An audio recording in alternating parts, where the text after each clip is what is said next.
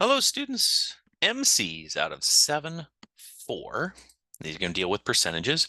1 through 6, 7 through, what do we got, 8 through 9? I guess I skipped 7, 12, 14, number 16, and then 20 through 25. Now, again, percentages tie right back into fractions. So you're going to see a lot of questions. Probably they look pretty similar to what you did with fractions. Let's see here. What did I say? 1 through 6, 8 to 9. Okay. So 1 through 6, mental math to find 11% of 850. Not bad, but you can find 10% quickly. And then 1% is just 10% of 10%. So might be a quick little way to do it. Think about the distributive property there. Does 0.4 equal 0.4%? Can leave that one to you. That one you should be able to get. What does it mean to reach 125% of your saving goal? Okay. So can you reach more than 100% of your goal? Is 4% of 98 the same as 98% of 4? Ooh, if you watched the prior videos, you might already have that one. And is 25% of a number is 55, the number greater than or less than 55? So again, this goes back to what we did with fractions. If you multiply by a number bigger than 1, what happens? If you multiply by a number less than 1, what happens? Can 35% of one number be bigger than 55% of another number? It doesn't make sense because 55% is bigger than 35%. Again, think back to what we did with fractions. This question might as well be about fractions. Let's see, I think I skipped 7. Yeah, I think I went to 8. Why is it possible to have an increase of 150% in price, but not a 150% decrease in price? What would that even look like, right? If they decrease the price by 150%. Or 100%, right? What an 80% discount is. What's a 100% discount? All right. Let's see here. Value of first one increased by 15%, then decreased by 15. The second stock decreased by 15, then increased by 15%. Was one investment better than the other? So great thought process here. One went up, so now the value is even more, but then it dropped 15%. Then the first one decreased, but then the next year I had a booming year and it went up by 15%. Which one is a better deal? And I think I said 8 through 9. Okay, so that's 8 and 9. I skipped this one. And I think it went down to 12. Car values depreciated by 20% the previous year. Mike claims that after 5 years, the car would depreciate 100% and it's not worth anything. Is Mike correct? Why or why not? And if not, find the actual percent the car would depreciate after 5 years. Okay, so again, depreciating by 20% means you hit 80% of the value remaining.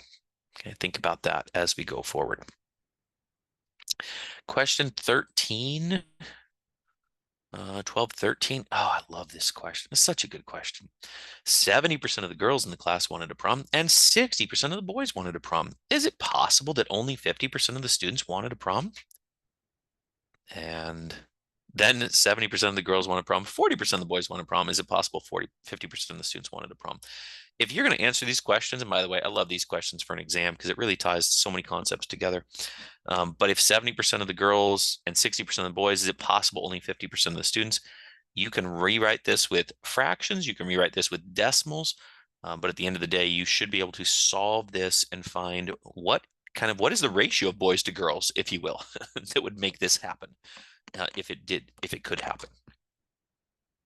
Great questions right there. Yeah. I don't think they had those in there for the longest time. Then they did. I remember teaching with one of the authors at the U of O, and we would talk about this and how rich these types of questions were. So definitely like those. And that was 12 through 14. I skipped 15. I went to 16. Dan claims the sales tax going from 5 to 6% is only increasing by 1 percentage point. Stan says the sales tax is going up by 20%. Who is correct and why? And so again, think about what each of those means. 1 percentage point and 20% of the original amount. Is it possible that Dan and Stan are both correct? Maybe they're both wrong. What would that look like? Okay, that's 16. And what did I say at the last? 20 to 25. Here we go. Oh yeah, connecting it to the classroom. So we get some pretty common student pieces here. 48 girls at Washington, 52% girls at Jefferson. Must there be more girls at Jefferson? And again, this seems so much like the fraction pieces, right? Let's see. Your student claims if price of the store can increase 120%, a candidate should be able to get 120% of the votes in an election. How do you respond? Um, who knows? Maybe that's possible. All right. Student says 3.25% is equal to 3% plus 0.25 because that's what a quarter is, and that gives you 0.28.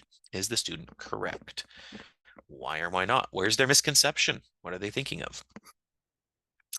Student argues a p% increase followed by a q% decrease is equivalent to a q% decrease followed by a p% increase because of the commutative property of multiplication.